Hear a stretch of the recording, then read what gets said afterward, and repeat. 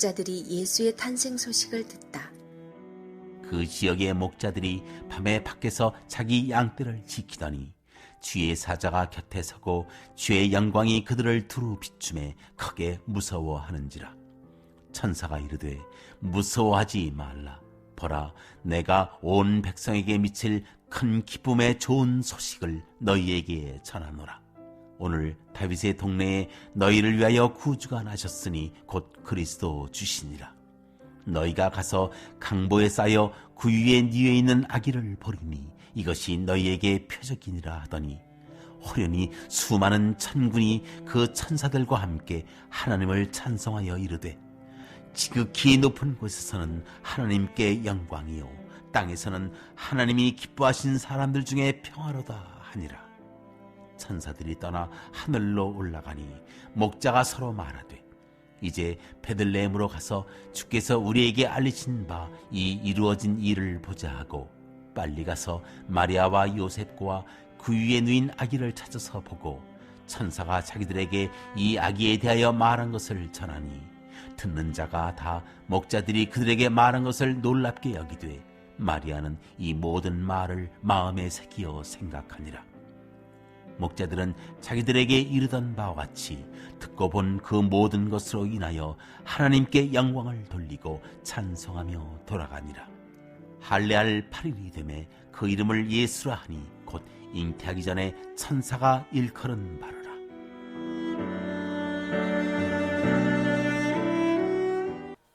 아멘. 오늘의 말씀은 하나님께 영광, 땅에서는 평화라는 제목으로 오늘 새벽의 말씀을 함께 묵상하길 원합니다. 예수님이 세상을 구원하기 위해 이 땅에 드디어 오셨습니다. 그리고 예수님이 이 땅에 오신 날 그 목자들이 밤에 밖에서 양떼를 지키다가 수많은 천군 천사를 만난 후 아기 예수님께 경배를 드리게 됩니다. 이 목자라는 그 직업은 굉장히 외로운 직업입니다. 그들이 일할 때 만나는 사람은 없습니다. 거의 들판으로 또 산으로 홀로 다니며 외롭게 양을 치면서 때로는 맹수의 위험한 상황에서 맞서야 하기 때문에 온 신경을 집중하며 양을 돌봐야 합니다. 이때 목자들은 천사를 만나게 됩니다. 그리고 천사들은 목자들에게 기쁜 소식을 전합니다. 10절과 12절 말씀입니다. 천사가 이르되 무서워하지 말라. 보라, 내가 온 백성에게 미칠 큰 기쁨의 좋은 소식을 너희에게 전하노라. 오늘 다윗의 동네에 너희를 위하여 구주가 나셨으니 곧 그리스도 주시니라. 너희가 가서 강보에 쌓여 구유에 뉘어 있는 아기를 보리니 이것이 너희에게 표적이니라 하더니, 천사는 아기 예수를 가리켜 구주라고 이야기합니다. 구주가 나셨으니 곧 그리스도 주시니라. 예수님은 그리스도요 주이십니다. 이 그리스도라는 단어는 히브리어로 메시아라고 말하는데 메시아는 곧 구원자라는 뜻입니다. 마태복음 1장 21절에서는 이 구원자에 대해 이렇게 말합니다. 마태복음 1장 21절 말씀입니다. 아들을 낳으리니 이름을 예수라 하라. 이는 그가 자기 백성을 그들의 죄에서 구원할 자이심이니라. 그리고 이어서 천사는 아기 예수님의 표적에 대해 이렇게 말합니다. 너희가 가서 강보에 쌓여 구유에 뉘어 있는 아기를 보리니 이것이 너희에게 표적이니라 하더니, 이 강보에 쌓여 있는 구유에 뉘어 있는 아기가 바로 너희에게 표적이라고 말합니다.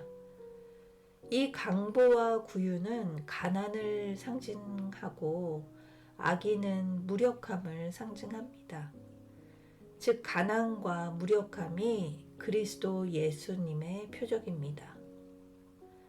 당시 이스라엘 사람들은 그 로마의 속박으로부터 자신들을 해방시켜 정치적으로 독립해줄, 자신들을 구원해줄 그 강력한 힘 있는 정치적 지도자를 간절히 기다렸습니다. 그러나 하나님의 방법은 그들의 요구와는 완전히 달랐습니다. 세상 사람들은 가난 대신 부요함을 원하고 무력함 대신 강함을 원합니다. 하지만 하나님의 방법은 정반대의 방법을 선택하십니다.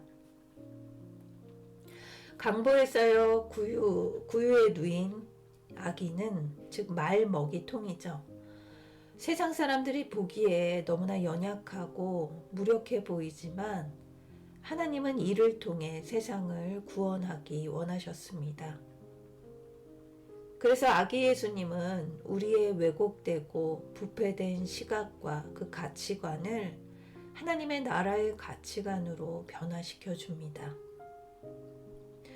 예수님의 그 가난하고 무기력해 보이는 출생이 그리스도와 주의 표적이라면 예수 그리스도의 또 다른 표적이 있습니다.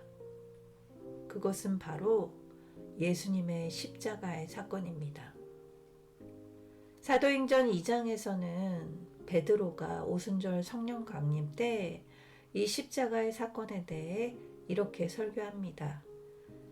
사도행전 2장 36절 말씀입니다. 그런즉 이스라엘 온 집은 확실히 알지니 너희가 십자가에 못 박은 이 예수를 하나님이 주와 그리스도가 되게 하셨느니라 하니라. 예수님의 십자가의 사건은 철저히 무력함을 상징하고 있습니다. 예수님께서 겟세마네 기도에서 이렇게 기도를 하셨습니다. 할 수만 있다면 이 잔을 내게서 옮기소서. 하지만 내 뜻대로 마옵시고 아버지의 뜻대로 하시옵소서. 예수님의 탄생도 그러셨듯 예수님의 죽음 또한 같았습니다. 하지만 이 무력함은 하나님의 승리로 귀결이 됩니다. 십자가에 못 박히신 예수 그리스도를 다시 살리시고 또 우리들도 주와 같이 되게 하셨기 때문입니다. 진정한 승리로 하나님께서는 이루어 주셨습니다. 이어 천군 천사는 이 아기 예수에 대해 이렇게 찬양합니다. 14절 말씀입니다. 지극히 높은 곳에서는 하나님께 영광이요 땅에서는 하나님이 기뻐하신 사람들 중에 평화로다 하니라. 아기 예수님의 탄생과 그 십자가의 사건은 결국 하나님께 영광의 사건이 됩니다. 하나님의 뜻을 이루는 사건이 됩니다. 그리고 사람들에게는 평화를 선물로 주십니다. 이 평화의 원어적인 의미는 회복을 말하고 있습니다. 즉 하나님과의 사이에 막힌 담을 허물어 주시고 또 하나님과 깨졌던 관계가 회복이 되고 영적 평화가 임하게 됩니다. 이것이 바로 평화입니다. 죄로 인해 하나님과 분리되었던 인간이 예수님을 통해 하나님과 화목하게 되는 영적 평화를 누리게 되었습니다. 이 얼마나 기쁜 소식인지 천군 천사가 목자들에게 이 기쁜 소식을 전하며 찬양합니다. 목자들은 그 천군 천사의 이 기쁜 소식을 들고 베들레헴으로 서두르러 출발합니다. 그리고 천사가 말했던 아기 예수님을 찾아갑니다. 그곳에 마리아와 요셉에게 자신들이 보고 들었던 그 천군 천사들의 그 이야기를 마리아와 요셉에게 전합니다. 보통 이런 이야기를 듣는다면 사람들의 반응은 그 말을 듣고 놀랄 테지만 마리아는 그 말을 마음에 새기고 깊이 생각합니다. 19절 말씀입니다. 마리아는 이 모든 말을 마음에 새기어 생각하니라. 우리가 이전의 본문에서 마리아의 수태고지 사건에서 마리아 또한 천사를 만나 너가 아들을 잉태하리라는 그런 소식을 들었습니다. 그리고 그 이름을 예수라 하고 그는 지극히 높으신 하나님의 아들이라고 그 복음의 소리를 이미 들었기 때문에 이 모든 말을 마음에 새길 수 있었습니다. 목자들을 통해 이 같은 메시지를 듣고 마리아는 그 말을 마음에 새기고 예수님을 양육했습니다. 하나님은 자신의 양떼를 돌보던 목자들에게 그 인류의 참 목자이신 아기 예수님, 주님을 만나게 하십니다. 그리고 목자들은 예수님을 뵙고 난 후 하나님께 영광을 돌리며 찬양을 합니다. 그들이 만난 예수님은 자기 백성을 죄에서 구원할 분이시기 때문입니다. 오늘 말씀을 통해 예수님의 오심으로 하늘에서는 영광이고 땅에서는 평화임을 찬양하는 저와 여러분이 되길 기도합니다.